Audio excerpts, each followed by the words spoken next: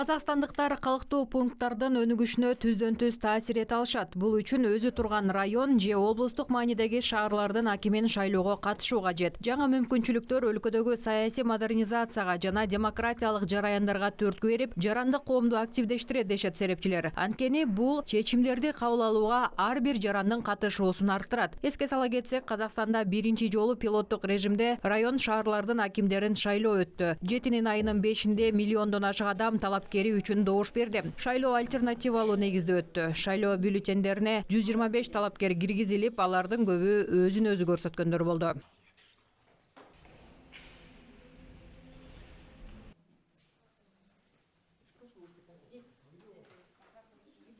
Можно такую схему определенно выделить, когда... Жалпысынан алганда, мындай шайлоонун өлкөнүн саясий мамлекеттик түзүлүшүнө, эң башкысы коом менен эл үчүн кандай артыкчылыктар бар, тагыраак айтканда, анын артыкчылыктарын кайсы өңүттөн белгилесе болот. Эгерде биз саясий өңүттөн карай турган болсок, системаны демократиялаштыруу жана анын ачыктыгын камсыз кылуу, аймактык деңгээлде шайлоо системасын киргизүүнү айта алабыз. Жаңы мамлекеттик менеджерлер да пайда болот. Бул акимдердин өздөрү үчүн чоң саясий тажрыйба. Ал эми коом үчүн пайдасы ачык деп ойлойм. Биринчиден, эл шайлоого түз катышып, өзү ишенген талапкерди тандай алат. Ушундай жол менен алардын саясий маданияты, саясий сабаттуулугу жогорулайт. Участие в выборах, то есть тем самым повышается их политическая культура, политическая грамотность. Жалпысынан өлкө боюнча 42 райондо жана 3 шаарда 1,5 миңге жакын шайлоо участкалары ачылды. Боршайкомдун маалыматы боюнча шайлоочулардын катышуучусу 63% түздү.